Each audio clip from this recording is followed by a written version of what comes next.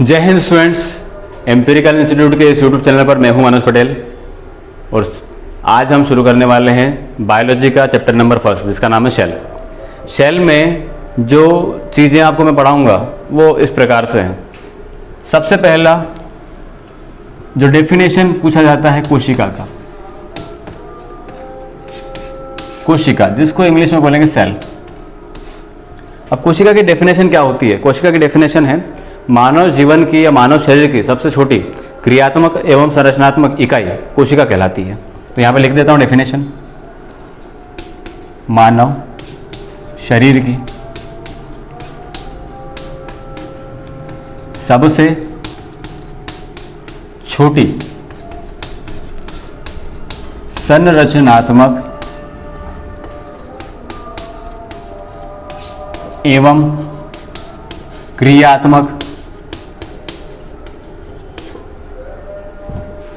इकाई मतलब unit cell या कोशिका कहलाती है। ठीक है, अब इसके बाद में एक पॉइंट इसमें और जुड़ जाता है।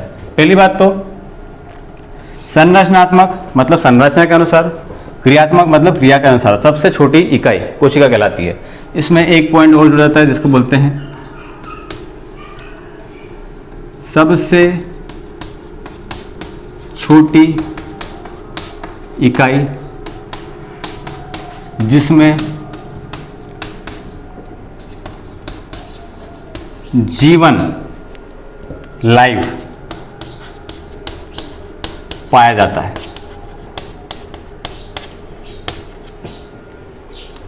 इसके बाद अगला जिसमें प्रजनन करने की क्षमता हो। तो ये दो पॉइंट और जुड़ जाते हैं। तो पहला मैंने बोला कोशिका या सेल, तो मानव शरीर की सबसे छोटी क्रियात्मक मतलब क्रिया के अनुसार, संरचनात्मक मतलब संरचना के अनुसार सबसे छोटी इकाई अगर होगी तो क्या कहलाएगी? सेल कहलाएगी। उसके बाद में हम लोगों ने बोला कि सबसे छोटी इकाई है तो सही, लेकिन उसमें क्या होता है? जीवन पाया जाता है। और अगला वाला पॉइंट है कि जिसमें प्रजनन करने का गुण हो या प्रजनन करने की क्षमता। प्रजनन करने की क्षमता मतलब एक कोशिका है अगर, तो इससे वापस इसकी कोशिकाएं मतलब एक से मिलकर दो या दो से मिलकर चार कोशिकाएं बना दे, मतलब प्रजनन करने की क्या हो? क्षमता हो। ठीक है, एक कोशिका से नई संतति कोशिकाओं का निर्माण मतलब मात्र कोशिकाओं से संतति कोशिकाओं का निर्माण करना प्रजनन कहलाता है। तो ये पूरा का पूरा था सेल का डेफिनेशन। अब इसके बाद में इसको लिख सकते हैं हम। इसके बाद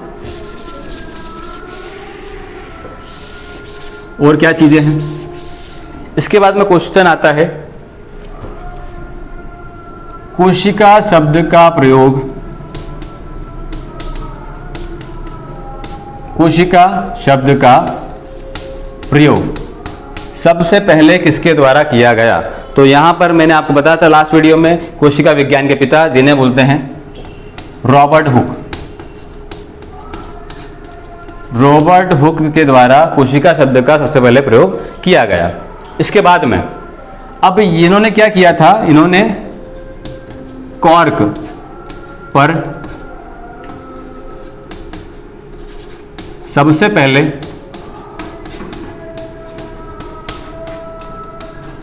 मृत कोशिका की खोज करी थी।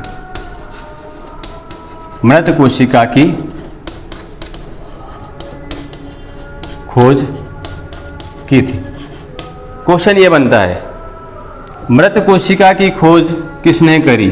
तो यहां पर भी आंसर क्या आएगा? Robert Hooke. कोशिका विज्ञान के पिता वो भी आएगा रॉबर्ट हुक। कोशिका शब्द का प्रयोग सबसे पहले किसने किया? Robert Hooke. इसके बाद में रॉबर्ट हुक ने किस पर अध्ययन किया? तो मैंने बोला कॉर्क पर किया। किस पे किया? कॉर्क पे किया। ठीक है, इसके बाद में अब आपने सोचा होगा मृत कोशिका तो रॉबर्ट हुक ने दिया। अगर क्वेश्चन अगर आ गया जीवित कोशिका वाला कि जीवित कोशिका की खोज किसने करी? तो जीवित कोशिका में नाम मैंने बताया था पिछले वीडियो में। तो जीवित कोशिका में नाम आएगा एंटोनी वॉन ल्यूवेनहॉक। क्या नाम आएगा?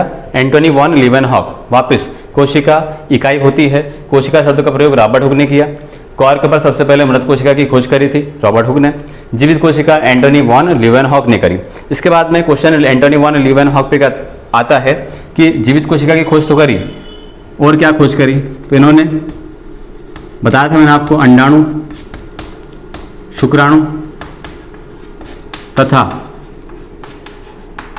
बैक्टीरिया की खोज करी।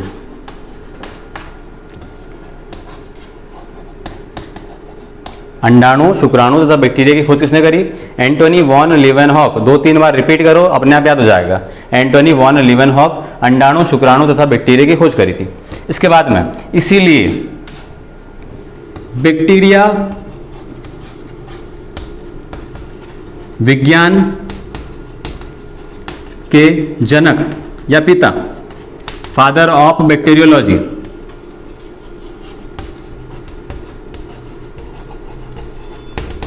फादर ऑफ बैक्टीरियोलॉजी किसे कहा जाता है? तो कहा जाता है एंटोनी वॉन लीवेनहॉक को फादर ऑफ बैक्टीरियोलॉजी कहा जाता है। तो ये हम लोगों ने पढ़ लिया कोशिका के बारे में। एक बार रिवीजन करेंगे। मृत कोशिका रॉबर्ट हुक, जीवित कोशिका एंटोनी वॉन लीवेनहॉक, अंडाणु, शुक्राणु तथा बैक्टीरिया की खोज किसने करी? एंटोनी वॉन लीवेनहॉक ने करी। बैक्टीरिया विज्ञान के पिता या फादर ऑफ बैक्टीरियोलॉजी आ जाएगा एंटोनी वॉन लीवेनहॉक। ठीक है ना? फोटो खींच सकते हैं, इसका स्क्रीनशॉट ले सकते हैं। इसके बाद में और क्या क्वेश्चन बन सकते हैं इस पे, वो देख लेते हैं।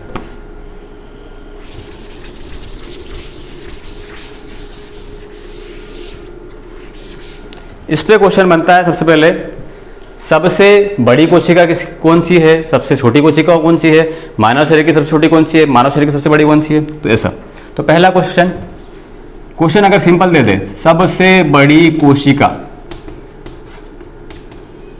कौन सी होती है, तो सबसे बड़ी कोशिका आएगा शुतुरमुर्ग का अंडा।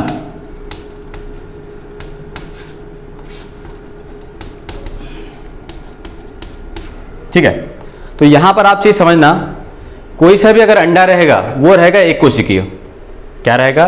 कोई सा भी अगर अंडे की बात करें तो वो रहेगा एक कोशिकीय। तो मैंने बोला सबसे बड़ा अंडा किसका होता है, तो आप क्या बताओगे? शुतुरमुर्ग का अंडा सबसे बड़ा, इसीलिए सबसे बड़ी कोशिका किसकी हो जाएगी? शुतुरमुर्ग के अंडे की। अगला क्वेश्चन, सबसे छोटी कोशिका, सबसे छोटी कोशिका, तो यहां पर आएगा, आप लोगों ने नाम सुना होगा, माइक्रो प्लाज्मा गैलो सेप्टिकम, माइक्रोप्लाज्मा गैलोसेप्टिकम। 2-3 बार नाम याद करना, हो जाएगा। माइक्रोप्लाज्मा गैलोसेप्टिकम, जिसका आकार होता है 0.1 माइक्रोमीटर, 0.1 माइक्रोमीटर। इसके बाद में अगला वाला पॉइंट है, माइक्रोप्लाज्मा गैलोसेप्टिकम को और क्या कहते हैं? तो इसको बोलते हैं PPLO। माइक्रोप्लाज्मा गैलोसेप्टिकम का नाम है PPLO। PPLO का फुल फॉर्म क्या होता है? PPLO का full form pleuro pneumonia like organism. क्या बोलेंगे? PPLO pleuro pneumonia like organism. ठीक है, इसके बाद में बात करते हैं आगे। सबसे बड़ी कोशिका शुतुरमुर्ग का अंडा, सबसे छोटी कोशिका माइक्रोप्लाज्मा गैलोसेप्टिकम, जिसका आकार है 0.1 माइक्रोमीटर। इसी को बोलते हैं PPLO। PPLO मतलब प्लूरो निमोनिया लाइक ऑर्गेनिज्म। ठीक है, अब क्वेश्चन आता है, स्पेसिफिक क्वेश्चन पूछा जाता है, मानव शरीर में सबसे बड़ी कोशिका, मानव शरीर में सबसे बड़ी कोशिका, तो यहां पर क्वेश्चन बनता है, इसका आंसर होगा अंडाणु, ओवरी। उसके बाद में मानव शरीर का सबसे छोटी कोशिका, मानव शरीर की सबसे छोटी कोशिका, तो यहां पर आएगा शुक्राणु, जिसको इंग्लिश में बोलेंगे स्पर्म। नॉर्मल पूछे तो बड़ी आ जाएगा शुतुरमुर्ग का अंडा, छोटी आएगा माइक्रोप्लाज्मा गैलोसेप्टिकम, स्पेसिफिक पूछे कि मानव शरीर में सबसे बड़ी कोशिका अंडाणु, छोटा आएगा तो क्या आएगा शुक्राणु, शुक्राणु छोटा होता है, अंडाणु बड़ा होता है। इसके बाद में मानव शरीर की सबसे लंबी कोशिका, तो यहां पर नाम आएगा तंत्रिका कोशिका। इंग्लिश में क्या बोलेंगे इसको? इंग्लिश में बोलेंगे नर्वस टिश्यू, नर्वस सेल, तंत्रिका कोशिका। या फिर अगर तंत्रिका कोशिका ऑप्शन में नहीं रहेगा तो ऑप्शन में ये रहेगा ऑप्शन न्यूरॉन। तंत्रिका कोशिका की इकाई किसे कहा जाता है? न्यूरॉन को कहा जाता है। ऐसा शुतुरमुर्ग का अंडा सबसे बड़ी कोशिका, माइक्रोप्लाज्मा गैलोसेप्टिकम सबसे छोटी कोशिका, इसको बोलते हैं PPLO pleuro pneumonia like organism. सबसे बड़ी कोशिका मानव शरीर में अंडाणु, छोटी कोशिका शुक्राणु, लंबी कोशिका की बात करें तो तंत्रिका कोशिका, या फिर ऑप्शन में नहीं रहे तो क्या बोलेंगे न्यूरॉन। अब यहाँ पर होता है कि इसका आकार कितना होता है, तो आकार होता है शुक्राणु का 0.003 mm, क्या रहेगा 0.003 mm, ठीक है। ये हो गया तुम्हारा कोशिका। इसके बाद में कोशिका, छोटी कोशिका, बड़ी कोशिका, इसके बाद में क्या आएगा? अब मैंने बोला कोशिका को मैंने बांट दिया, कोशिका को बांट दूं मैं,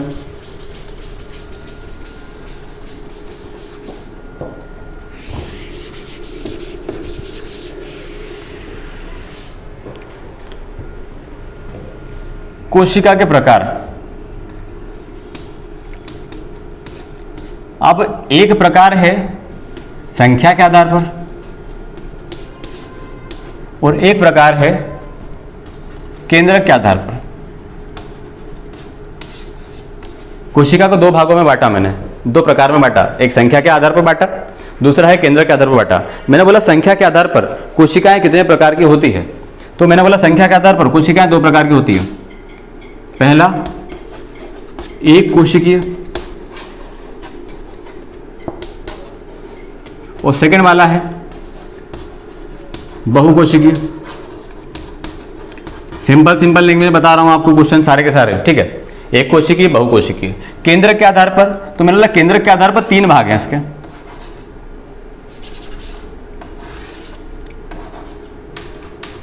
एक केंद्रीय,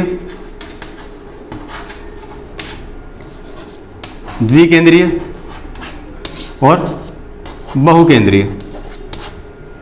कोशिका संख्या के आधार पर बांटा, केंद्रक के आधार पर बांटा। संख्या के आधार पर एक कोशिकीय, बहुकोशिकीय। केंद्रक के आधार पर एक केंद्रीय, द्विकेंद्रीय, बहुकेंद्रीय। यहां पर सीधे सीधे एग्जाम्पल पूछे जाते हैं कि बताइए एक कोशिकीय का उदाहरण क्या है, बहुकोशिकीय का उदाहरण क्या है, या फिर ये जो मैंने बताया एग्जाम्पल ये किस में आता है, एक कोशिकीय में आता है, बहुकोशिकीय में आता है। तो एक कोशिकीय का उदाहरण आएगा अमीबा, पैरामीशियम, युगलिना, एक कोशिकीय का उदाहरण है। उसके बाद में पौधे, जंतु, मनुष्य, बहुकोशिका उदाहरण है। अमीबा, पैरामीशियम, युगलिना तीनों के तीनों एक कोशिकीय होते हैं। पौधे, जंतु, मनुष्य सारे के सारे क्या होते हैं, बहुकोशिकीय होते हैं। एक कोशिकीय मतलब सिंपल सा डेफिनेशन नाम से समझ में आता है, एक कोशिकीय मतलब एक कोशिका। वे जीव सारे जो एक कोशिका से मिलकर बने होते हैं वो क्या कहलाएंगे, एक कोशिकीय कहलाएंगे। लेकिन वे जीव जिनमें एक कोशिका से ज्यादा कोशिकाएं पाई जाएगी तो क्या कहलाएगा, वो बहुकोशिकीय कहलाएगा। तो पौधे, जंतु और मनुष्य बहुकोशिकीय की कैटेगरी में आते हैं। हमारे एक हाथ में लाखों कोशिकाएं पाई जाती है, लाखों सेल्स होती है, ठीक है। केंद्रक के आधार पर कोशिकाएं तीन प्रकार की होती है। पहला वाला एक केंद्रीय, दूसरा वाला द्विकेंद्रीय, तीसरा वाला बहुकेंद्रीय। एक केंद्रीय का उदाहरण क्या है, तो एक केंद्रीय का उदाहरण है अमीबा। द्विकेंद्रीय का उदाहरण, इसका उदाहरण है पैरामीशियम। और बहुकेंद्रीय का उदाहरण है ओपेलाइना। एग्जाम्पल याद रखना, अमीबा एक केंद्रीय में आता है, पैरामीशियम द्विकेंद्रीय में आता है। अभी हम लोगों ने देखा अमीबा और पैरामीशियम दोनों के दोनों एक कोशिकीय होते हैं, लेकिन अमीबा में एक केंद्रक होता है, पैरामीशियम में दो केंद्रक होते हैं। और युगलिना ओपेलाइना की बात करें तो इसमें क्या रहेंगे, बहुत सारे केंद्रक पाए जाते हैं। ये हम लोगों ने देखा। एक बार जल्दी से रिवीजन करो। सेल को बांटा दो आधार पर, संख्या के आधार पर, केंद्रक के आधार पर। संख्या के आधार पर दो प्रकार हैं, एक कोशिकीय, बहुकोशिकीय। एक कोशिकीय में आएगा अमीबा, पैरामीशियम, जुगलिना। बहुकोशिकीय में आएगा पौधे, जंतु, मनुष्य। केंद्र के आधार पर एक केंद्रीय, द्विकेंद्रीय, बहुकेंद्रीय। एक केंद्रीय का उदाहरण क्या है? अमीबा। द्विकेंद्रीय का उदाहरण क्या है? पैरामीशियम। और बहुकेंद्रीय का उदाहरण क्या है? ओपेलाइना। एग्जाम्पल या फोटो के माध्यम से आपको बताता हूं मैं। सर स्लाइड बदलिए। अब यहां पर स्लाइड के आधार पर आप देख सकते हैं कि किस तरीके से मैंने आपको बांटा है।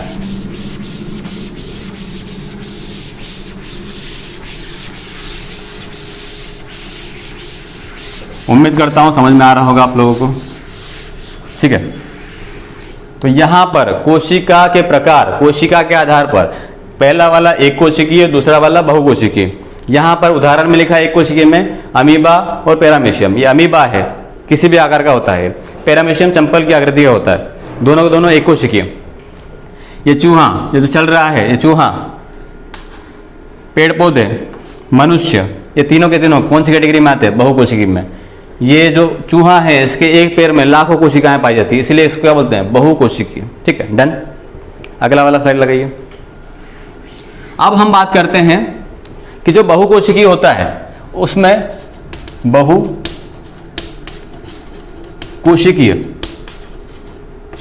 उसमें दो कैटेगरी होती है। पहला वाला जंतु कोशिका और दूसरा वाला पादप कोशिका। तो दोनों के दोनों क्या है? बहुकोशिकीय है। लेकिन इसमें क्या अंतर होते हैं वो हम पढ़ लेते हैं। तो पहला वाला हम किसकी बात कर रहे हैं? जंतु कोशिका की। जंतु कोशिका। सर एक स्लाइड बढ़ाइए और एक और स्लाइड बढ़ाइए। ठीक, अब यहां पे ध्यान देना, ये जंतु कोशिका है और ये वाली कोशिका पादप कोशिका है। ठीक है, तो सबसे पहले मैं आपको अंतर बता देता हूं, फिर मैं डिटेल में बताऊंगा एक एक कोशिका को। पहला, आप लोगों को आकार दिख रहा होगा। जंतु कोशिका का आकार गोलाकार होता है। क्या होता है? गोलाकार होता है। पादप कोशिका का आकार लगभग आयताकार होता है। ठीक है, आकार गोलाकार, उधर वाला आयताकार। इसके बाद में पादप कोशिका में जो बाहर, जंतु कोशिका में जो बाहर आवरण होता है वो कोशिका झिल्ली कहलाता है।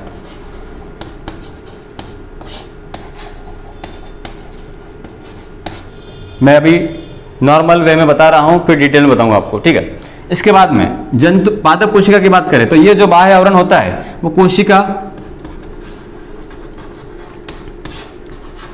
भित्ति कहलाता है। ठीक है, अब कोशिका झिल्ली, इंग्लिश में क्या बोलते हैं इसको? प्लाज्मा मेम्ब्रेन या सेल मेम्ब्रेन, कुछ भी बोल सकते हैं इसको। प्लाज्मा मेम्ब्रेन, कोशिका झिल्ली, कोशिका भित्ति, सेल वॉल।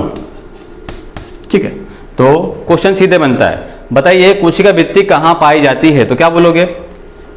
पादप कोशिका में कोशिका भित्ति पाई जाती है, सेल वॉल होती है। इधर क्या होती है? सेल मेम्ब्रेन होती है। इसके बाद में कोशिका भित्ति, ये तो बाहर वाला आवरण है, इसके अंदर कोशिका भित्ति के अंदर एक झिल्ली पाई जाती है। कोशिका भित्ति के अंदर क्या होता है? एक झिल्ली पाई जाती है, जिसको बोलते हैं कोशिका झिल्ली, प्लाज्मा मेम्ब्रेन। तो यहां पर हमको ध्यान देना है, कोशिका झिल्ली इधर भी होती है, कोशिका झिल्ली इधर भी होती है, पर ध्यान देना है कोशिका झिल्ली के बाहर एक कड़ा आवरण होता है जिसको बोलते हैं कोशिका भित्ति। मनुष्य में होती जंतु कोशिका, मनुष्य कैटेगरी में आता है जंतु कोशिका की। पेड़ पौधे पादप कोशिका की कैटेगरी में आते हैं। अब यहाँ पे समझना, हमारे हाथ पैर होते हैं, बराबर है, तो हम क्या कर सकते हैं? हमारी प्रोटेक्शन खुद कर सकते हैं। लेकिन अगर बात करें कि जो पादप कोशिका होती है उसमें हाथ पैर नहीं होते हैं, उनको उनकी प्रोटेक्शन खुद करना पड़ता है। इसलिए पादप कोशिका में कोशिका के बाहर एक कड़ा आवरण पाया जाता है जिसको बोलते हैं हम कोशिका भित्ति। इसीलिए कोशिका भित्ति कहाँ पाई जाती है? पादप में पाई जाती है। जंतु कोशिका में कोशिका भित्ति नहीं पाई जाती। इतना क्लियर है ना? ठीक है, आगे बढ़ते हैं। इसके बाद में कोशिका झिल्ली, इसके ऊपर कोशिका भित्ति, ये क्लियर हो गया, डन। इसके बाद में यहां पर आपको रिलेट करना है कि यहाँ कौन कौन से कोशिकांग पाए जाते हैं। तो यहाँ पर मैंने बोला एक रचना इस तरीके से होती है जिसको बोलते हैं माइटोकॉन्ड्रिया।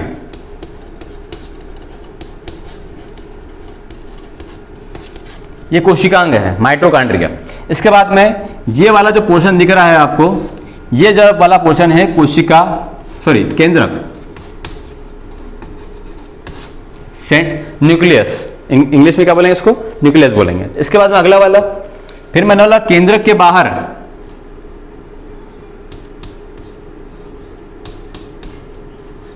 नलीनुमा रचना पाई जाती है इस तरीके से, जो केंद्र के बाहर पूरा आवरण ढांचा होता है। इसे बोलते हैं हम अंतः प्रद्रवी जालिका, एंडोप्लाज्मिक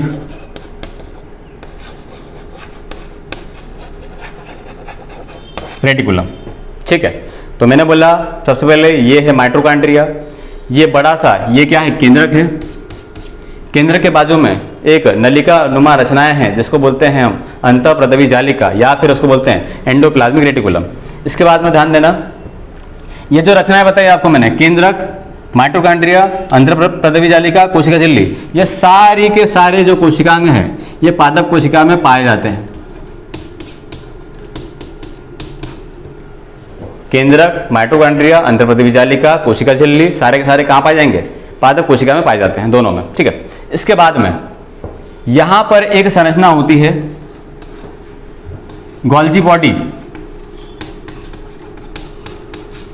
गोल्जी बॉडी भी पादप कोशिका में पाया जाता है। ठीक है, इसके बाद में एक चीज और होती है, केंद्रक के अंदर लिक्विड भरा होता है, एक द्रव भरा होता है जिसे हम बोलेंगे केंद्रक द्रव। थोड़ा सा कंफ्यूजिंग नहीं हो जाए, मैं आपको बता के बोल के बता सकता हूं। तो केंद्रक के अंदर जो द्रव रहेगा वो कहलाएगा केंद्रक द्रव, कोशिका के अंदर जो द्रव रहेगा वो कहलाएगा कोशिका द्रव। बस याद रखो, द्रव भरा होता है केंद्रक के अंदर केंद्रक द्रव और कोशिका के अंदर कोशिका द्रव। अब यहां पे समझने वाली बात है, अगर हिंदी में दे दिया तो वो तो समझ में आ जाएगा, लेकिन अगर इंग्लिश में दे दिया तो क्या करेंगे आप। तो केंद्रक द्रव को बोला जाता है न्यूक्लियोप्लाज्म। न्यूक्लियस के अंदर न्यूक्लियोप्लाज्म, सिंपल सी बात है। मैंने बताया था आपको कोशिका का अध्ययन करना साइटोलॉजी कहलाता है, तो यहां से मैंने उठाया साइटो वर्ड। कोशिका का मतलब साइटो, तो साइटोप्लाज्म सर दिख रहा है यहां पे, साइटोप्लाज्म। तो मैंने बोला कोशिका द्रव कहलाएगा साइटोप्लाज्म, केंद्रक द्रव कहलाएगा न्यूक्लियोप्लाज्म।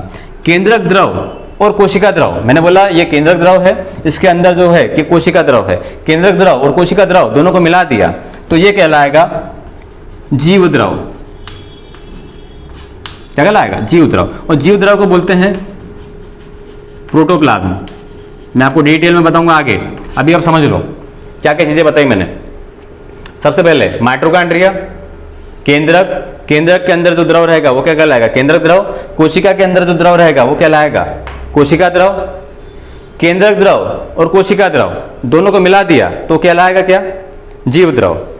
केंद्रक द्रव न्यूक्लियोप्लाज्म, केंद्रक मतलब न्यूक्लियस, न्यूक्लियस के अंदर न्यूक्लियोप्लाज्म। कोशिका मतलब साइटो, साइटो के अंदर जो प्लाज्मा रहेगा वो क्या कहलाएगा, साइटोप्लाज्म कहलाएगा। न्यूक्लियोप्लाज्म साइटोप्लाज्म दोनों को मिला देंगे तो क्या कहलाएगा, प्रोटोप्लाज्म। पूरा, पूरा मतलब पी मतलब प्रोटोप्लाज्म। रिलेट कर लेना, कभी कभी कंफ्यूजन हो जाता है, साइटो आएगा या प्रोटो आएगा, तो पूरा क्या हो जाएगा, प्रोटोप्लाज्म हो जाएगा। ठीक है, डन। आपको ये चीज समझने वाली बात है कि यहां पर क्या क्या चीजें हैं। तो यहां पर मैंने बोला केंद्रक, माइटोकॉन्ड्रिया, अंतःप्रदवी जालिका, कोशिका झिल्ली, जीव द्रव, केंद्रक द्रव, कोशिका द्रव, सारे के सारे इधर भी है और इधर भी है। ठीक है, अब इसका फोटो ले सकते हो, स्क्रीनशॉट ले सकते हो, फिर मैं आपको आगे की जानकारी देता हूं। ठीक है, अब यहां पे मैं थोड़ा चीज मिटा रहा हूं, कंफ्यूजन क्रिएट ना हो इसलिए।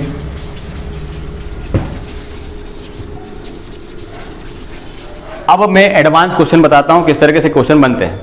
ठीक है, अब यहां पे मैंने बोला क्वेश्चन ये बनता है कि जंतु कोशिका में ऐसा कौन सा कोशिकांग है जो पादप कोशिका में नहीं पाया जाता। जंतु कोशिका में ऐसा कौन सा कोशिकांग है जो पादप कोशिका में नहीं पाया जाता।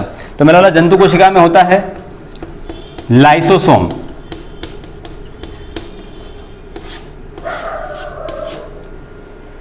जो पादप कोशिका में नहीं पाया जाता। इसके बाद में अगला वाला पॉइंट, जंतु कोशिका में होता है सेंट्रोसोम, जो पादप कोशिका में नहीं पाया जाता। जो पर्टिकुलरली किस में पाया जाता है, जंतु कोशिका में। ये क्वेश्चन बहुत ही जरूरी है, पता होना चाहिए। ठीक है, अगला पादप कोशिका की बात करें तो पादप कोशिका में माइटोकॉन्ड्रिया बताया आपको, केंद्र बताया, कोशिका झिल्ली बताया, कोशिका भित्ति बताया, उसके बाद में गोल्जी बॉडी बताया, अंतःप्रदेवी जालिका बताया। ये सारे जो कोशिकांग हैं ये इसके अंदर मौजूद है। अब इसमें यहाँ पे ध्यान देना है, ऐसा कौन सा कोशिकांग है जो पादप कोशिका में ही है, जंतु कोशिका में नहीं है। एक बार रिपीट कर रहा हूँ, ऐसा कौन सा कोशिकांग है जो हमेशा पादप कोशिका में ही रहता है, जंतु कोशिका में नहीं रहता। इसमें याद करेंगे, पहला मैंने आपको बताया सेल वॉल, मतलब कोशिका भित्ति।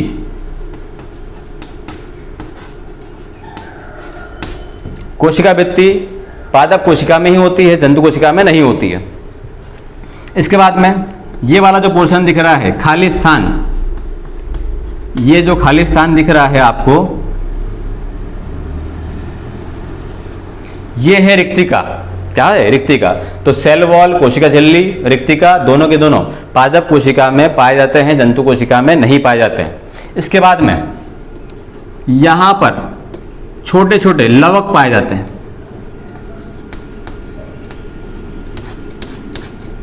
लवक पाए जाते हैं, हम बताऊंगा आपको 3 प्रकार के लवक है, वर्णी, अवर्णी, हरित लवक। लेकिन बस अभी याद कर लो कि लवक पाए जाते हैं किसमें, पादप कोशिका में, जो यहां पर नहीं पाए जाते। वर्णी होता है, अवर्णी होता है, हरित लवक होता है, बाद में बताऊंगा आपको। एक बार जल्दी जल्दी रिवीजन कर लो, काम की जानकारी है। जंतु कोशिका में ऐसा कौन सा कोशिकांग है जो पादप कोशिका में नहीं है, तो पहला वाला लाइसोसोम, दूसरा वाला सेंट्रोसोम। ठीक है, डन। अगला वाला पादप कोशिका में ऐसा कौन सा कोशिकांग है जो जंतु कोशिका में नहीं है, तो रिक्तिका ओनली पादप कोशिका में होती है। सेल वॉल, कोशिका भित्ति ओनली कहाँ होती है, कोशिका पादप कोशिका में होती है। आखिरी वाला लवक जो होता है वो कोशिका पादप कोशिका में ही होता है और कहीं जंतु कोशिका में नहीं होता। अब पर्टिकुलरली एक एक कोशिकांग में बताऊंगा आपको किस तरीके से होता है। सर अगला स्लाइड लगाइए। अब यहां पर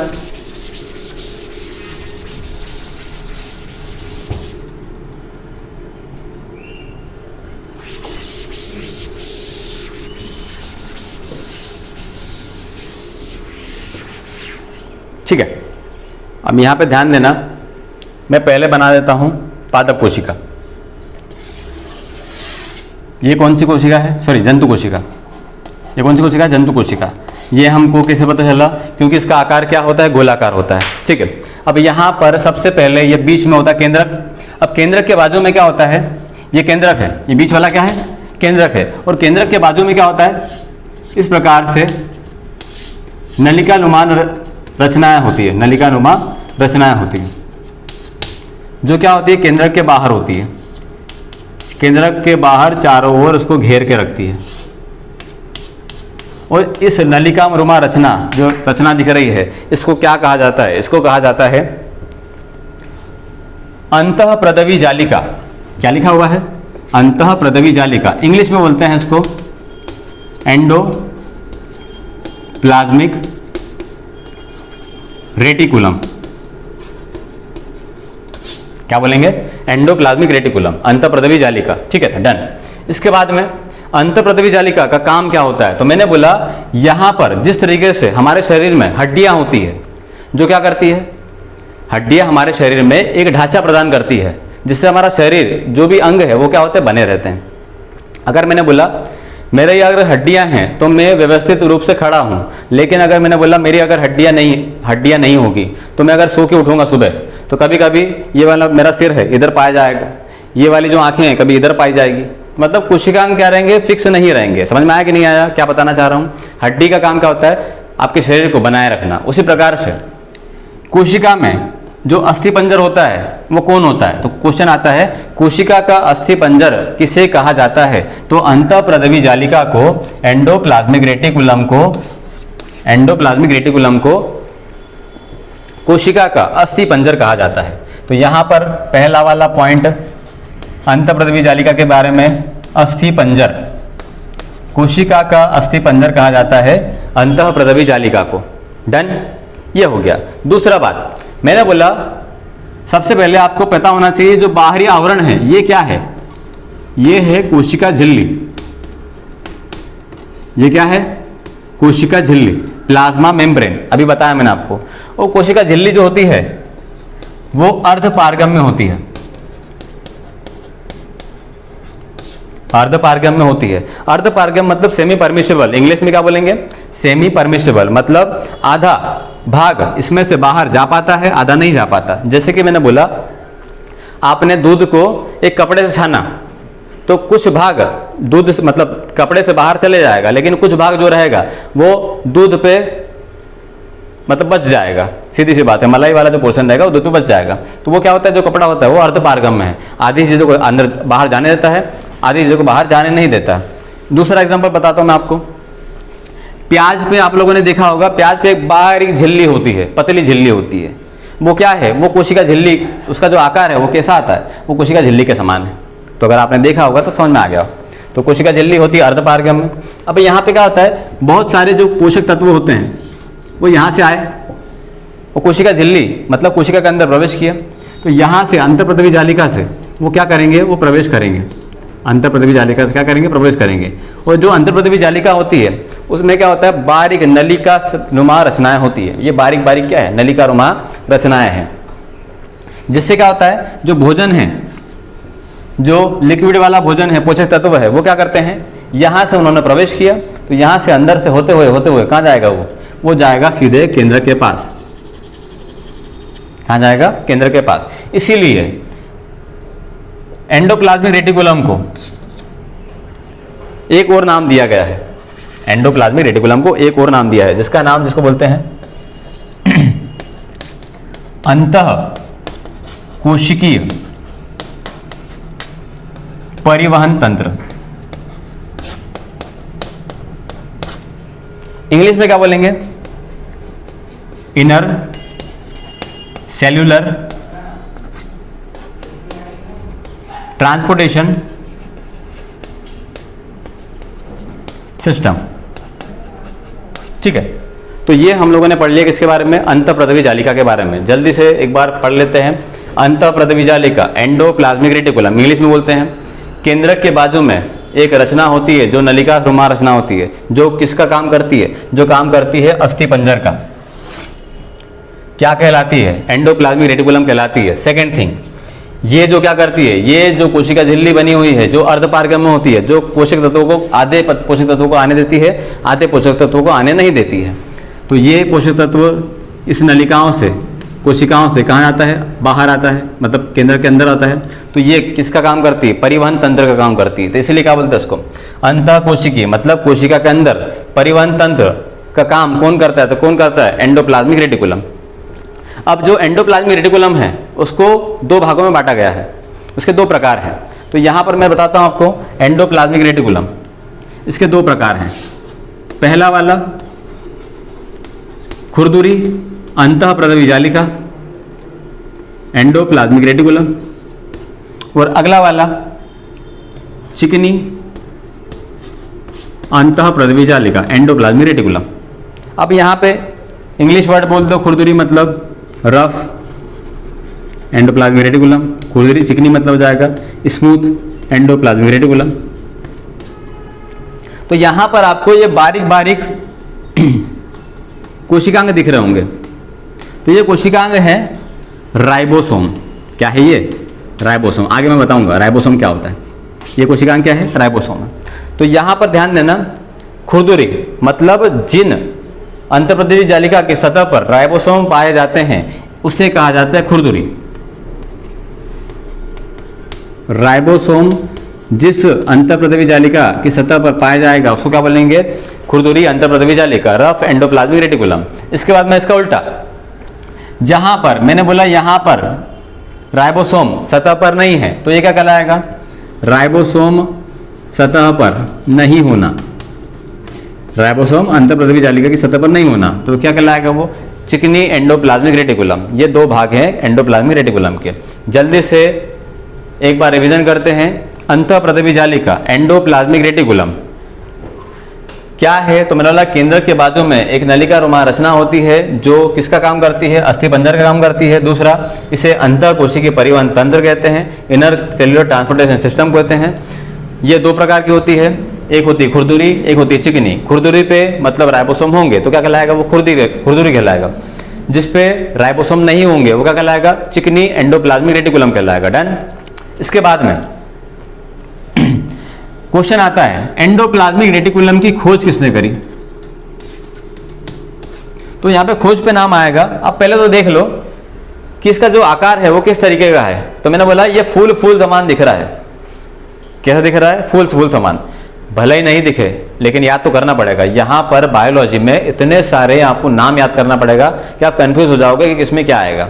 ठीक है, अब तो यहां पे ध्यान देना, सबके नाम याद करना है। तो मैंने बोला इसका जो आकार दिख रहा है ये कैसा दिख रहा है, मैंने बोला फूल समान दिख रहा है। एक इमेज बना लेना, कैसा दिख रहा है, फूल समान। सेकेंड थिंग, बादल जैसे दिख रही है आकृति, मतलब क्लाउड जैसे दिख रही है। कैसे दिख रही है, फूल जैसे दिख रही है, वो क्लाउड जैसे दिख रही है। तो यहां पर जो खोज की वो किसने करी, खोज करी फुलमैन, क्लाउड और पोर्टर।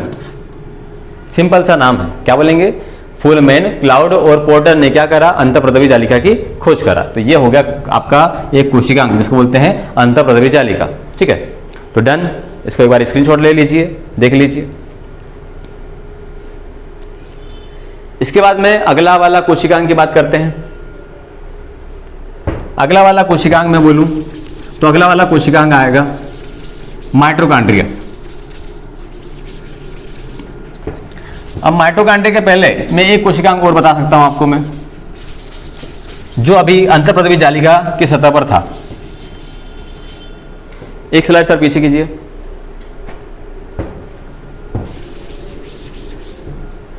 अंतःप्रद्रवी जालिका, तो इसके ऊपर एक क्वेश्चन और बढ़ता है, सबसे बड़ा कोशिकांग कौन सा होता है। तो अंतःप्रद्रवी जालिका सबसे बड़ा कोशिकांग होता है। दूसरा क्वेश्चन आता है सबसे छोटा कोशिकांग, तो ये जो दिख रहा है बारीक बारीक छोटे छोटे कोशिकांग, ये कहलाता है राइबोसोम। राइबोसोम होता है सबसे छोटा कोशिकांग। सिंपल सा, एक यहीं पे दिख लिया मैंने, अंतःप्रद्रवी जालिका बड़ा कोशिकांग है, सबसे छोटा कोशिकांग है राइबोसोम। अब राइबोसोम की बारी आई तो राइबोसोम की खोज किसने करी, राइबोसोम के बारे में पढ़ लीजिए। तो राइबोसोम की खोज करी पेलाडे ने। राइबोसोम की खोज करी किसने, पेलाडे ने। एक बात और याद करने लायक है इनके बारे में, राइबोसोम का कार्य, खोज किसने करी और कार्य, दो चीजें पूछी जाती है। कार्य पूछा जाएगा, इसका काम होता है प्रोटीन का संश्लेषण या प्रोटीन निर्माण, प्रोटीन संश्लेषण या निर्माण।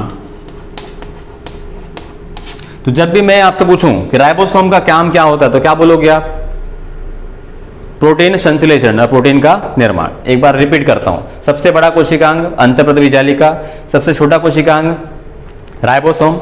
राइबोसोम की खोज करी पेलाडे, क्या बोलेंगे, पेलाडे। कार्य प्रोटीन का संश्लेषण करना, राइबोसोम का कार्य होता है प्रोटीन का संश्लेषण करना, ये होता है राइबोसोम। अगला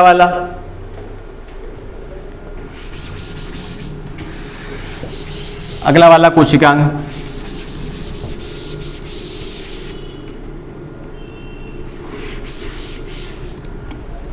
तो आपको जो बताया मैंने, ये जंतु कोशिका है।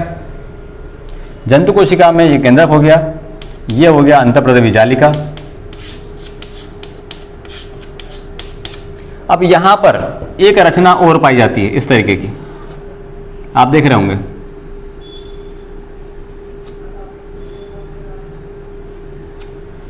इसे बोलते हैं, जूम कर दिया मैंने इसको, अगर जूम कर दिया तो इस तरीके से दिखेगा। यह होता है माइटोकॉन्ड्रिया। आपने स्कूल में नाम सुना होगा माइटोकॉन्ड्रिया। माइटोकॉन्ड्रिया क्या है? तो माइटोकॉन्ड्रिया सबसे पहला पॉइंट पूछा जाता है, कोशिकीय श्वसन स्थल। कोशिकीय श्वसन स्थल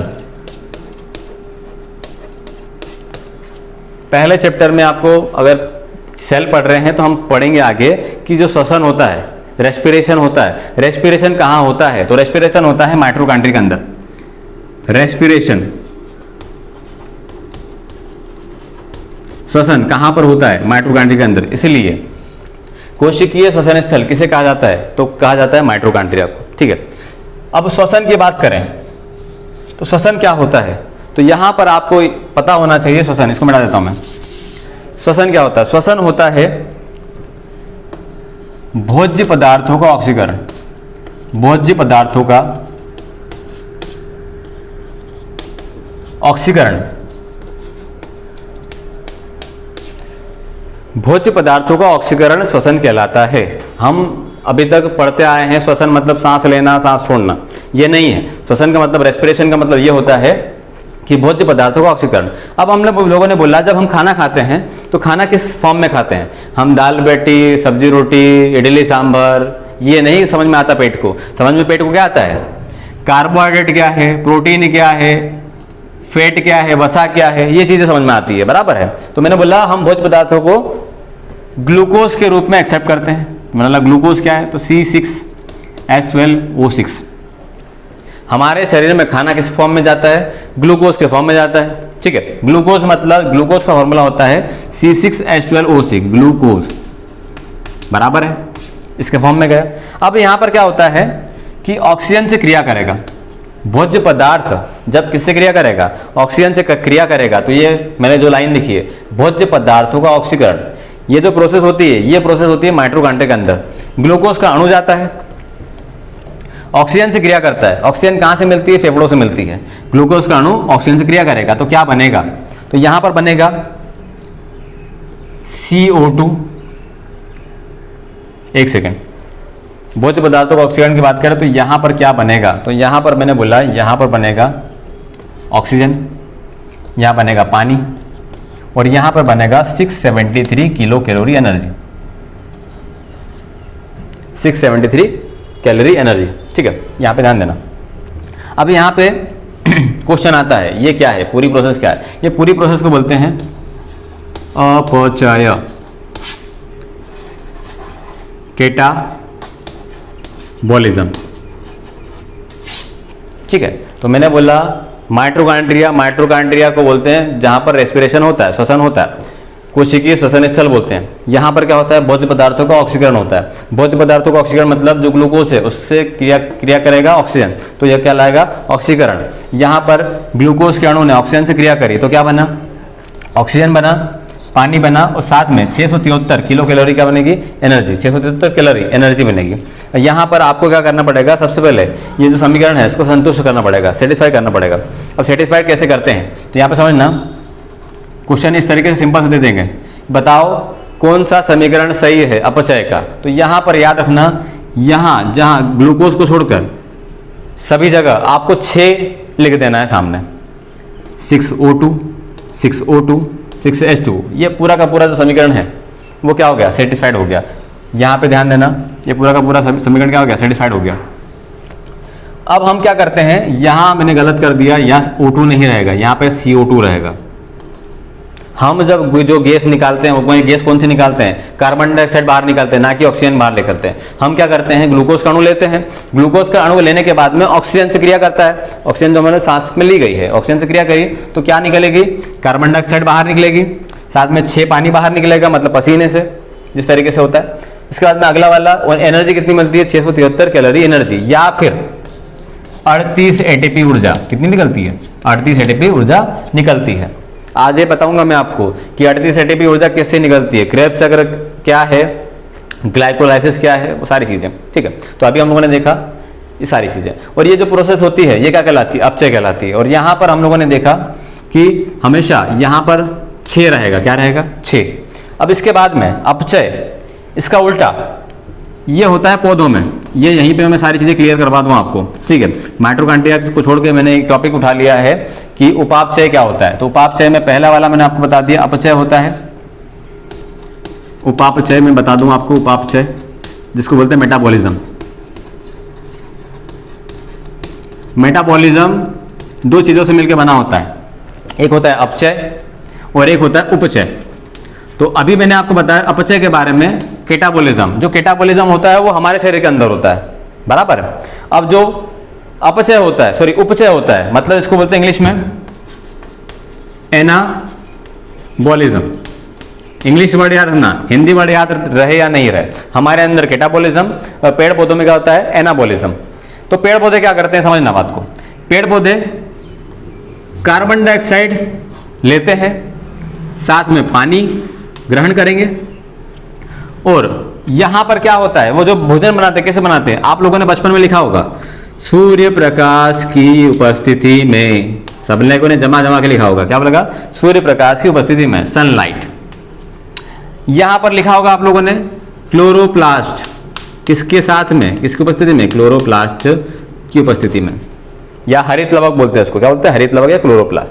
तो CO2 कार्बन डाइऑक्साइड पौधे लेते हैं, H2O पानी ग्रहण करते हैं जड़ों के माध्यम से, और सूर्य प्रकाश की उपस्थिति में क्लोरोप्लास्ट के साथ में, क्लोरोप्लास्ट की उपस्थिति में क्रिया करके क्या बनाते हैं, तो ये क्रिया करके बनाते हैं क्या, ये बनाएंगे ग्लूकोज का अणु C6H12O6 बनाएंगे, ग्लूकोज बनाएंगे, साथ में ऑक्सीजन को बाहर निकालेंगे और साथ में पानी को बाहर निकालेंगे।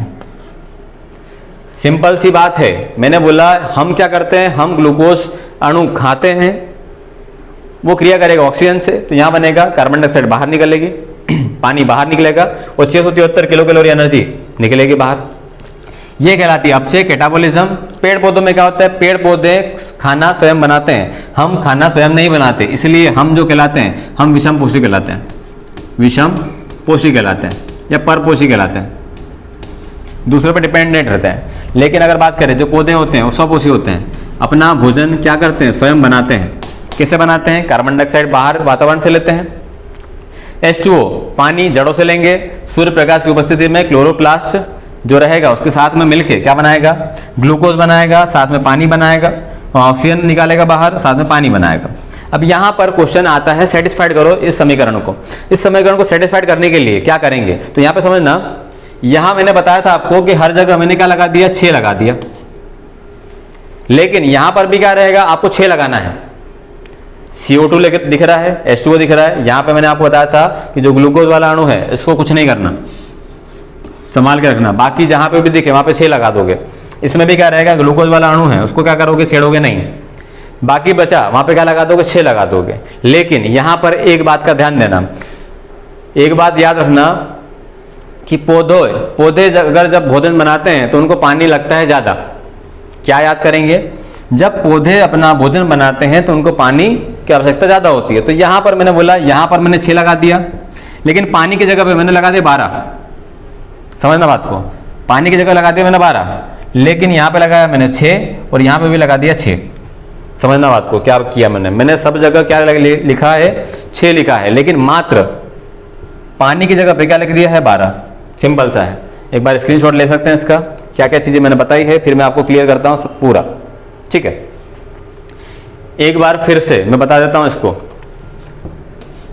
कार्बन डाइऑक्साइड लिया पौधों ने, पानी लिया, सूर्य प्रकाश की उपस्थिति में क्लोरोप्लास्ट के साथ में मिलके बनाया उन्होंने ग्लूकोज का अणु, साथ में 6O2 है, ये क्या है 6O2, और ये क्या लिखा हुआ है 6H2O लिखा हुआ है।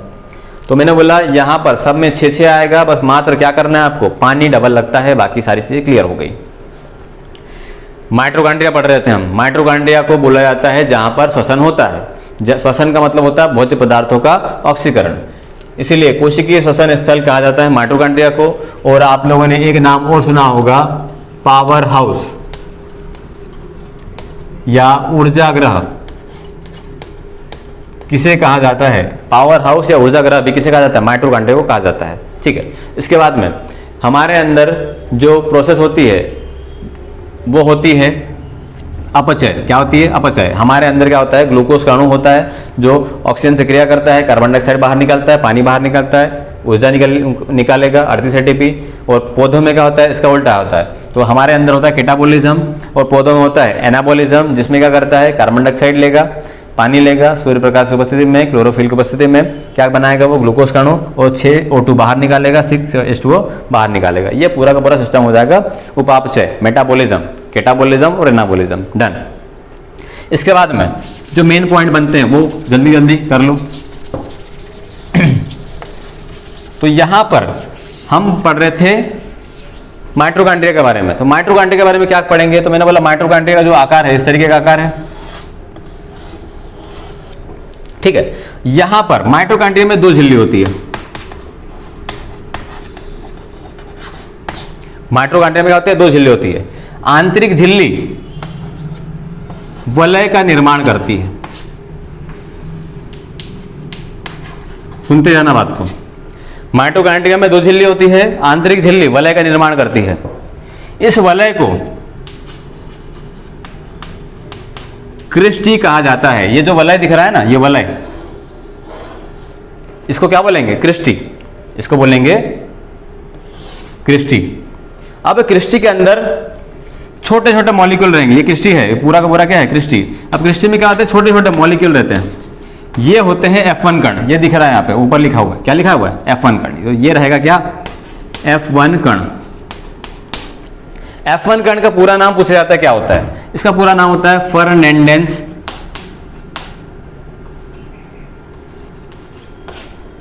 Moral particle.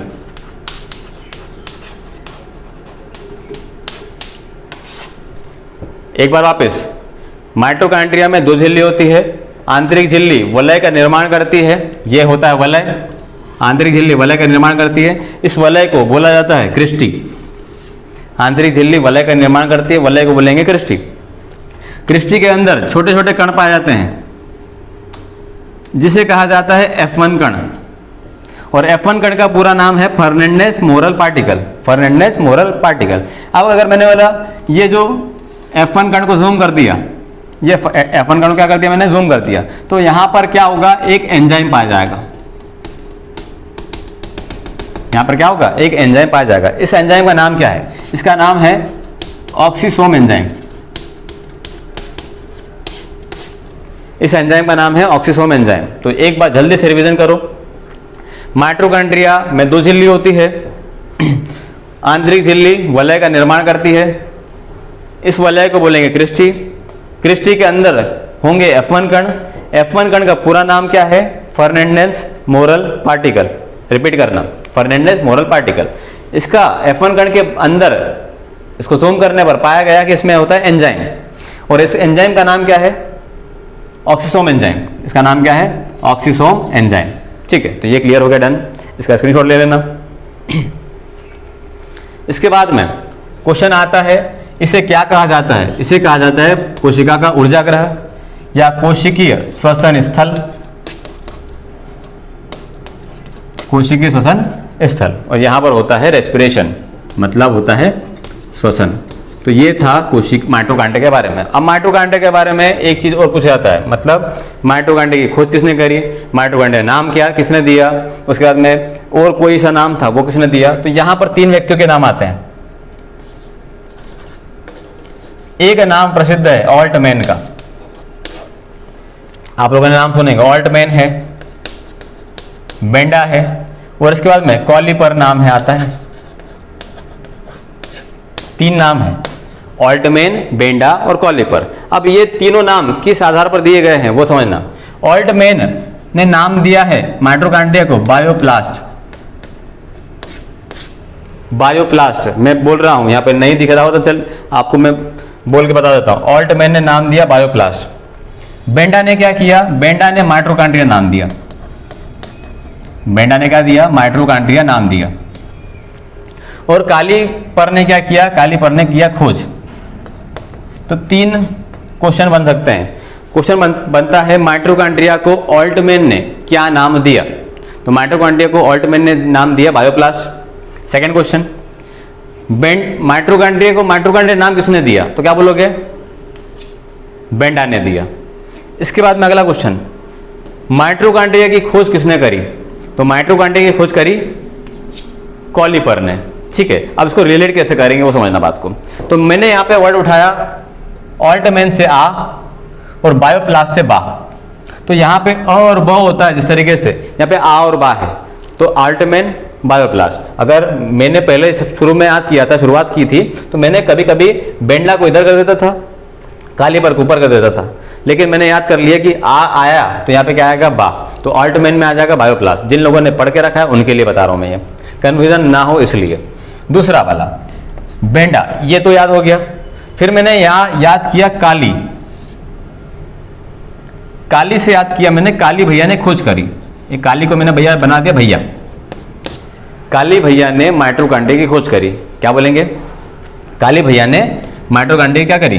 खोज करी। तो दो वर्ड तो हो गए, नाम, दो नाम तो याद हो गए हमको, तीसरा ऑटोमेटिकली याद हो जाएगा। ठीक है ना। तो आ से रिलेट किया बा को, ऑल्टमैन ने नाम दिया बायोप्लास्ट। अगला वाला कॉलीपर, तो काली भैया ने क्या किया? काली भैया ने किया खोज।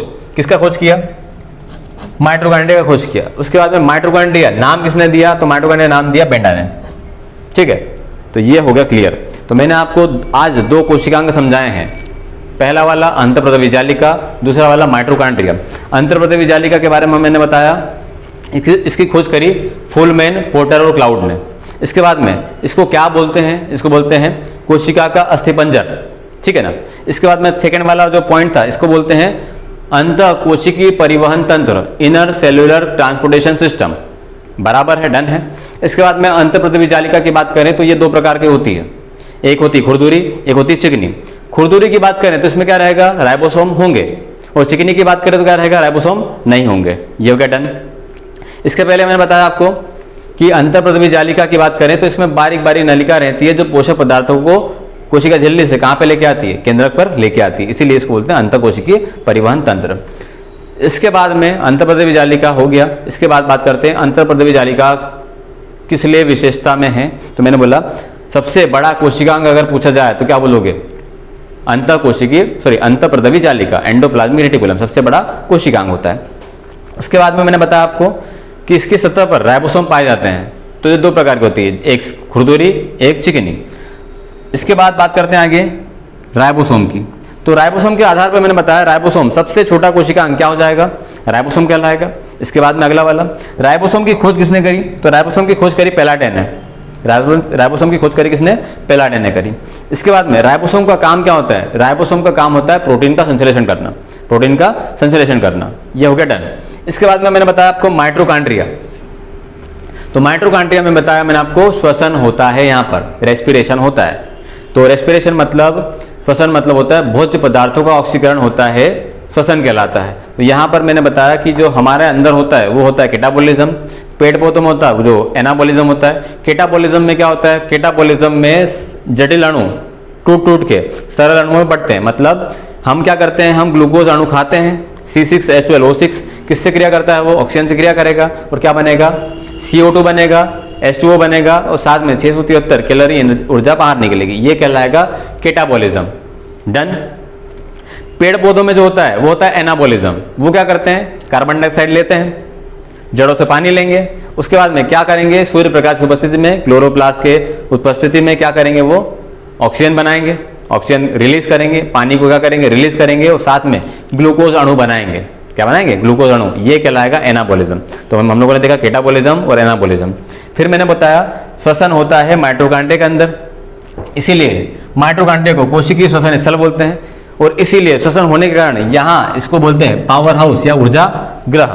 उसके बाद बात करते हैं आगे कि यहाँ पर मैंने आपको इमेज के माध्यम से बताया, इसमें दो झिल्लियाँ होती है। आंतरिक झिल्ली वलय का निर्माण करती है और इस वलय को बोला जाएगा क्रिस्टी। क्रिस्टी के अंदर कौन से कण होंगे? F1 कण। और F1 कण का पूरा नाम फर्नांडिस मोरल पार्टिकल। और इसके बाद में इसके अंदर इसको मैंने जूम किया तो क्या मिला? एंजाइम मिला जिसका नाम है ऑक्सीसोम एंजाइम। इसके बाद में मैंने बोला आपको कि यहाँ पर तीन नाम आए, ऑल्टमैन, बेंडा और कॉलीपर। ऑल्टमैन आ से रिलेट किया बा को, ऑल्टमैन ने नाम दिया बायोप्लास्ट नाम दिया। काली भैया ने क्या किया? काली भैया ने खोज करा। और बेंडा ने क्या किया? माइटोकॉन्ड्रिया नाम दिया। तो ये पूरा का पूरा 2 की स्पीड से मैंने कर दिया आपका रिवीजन।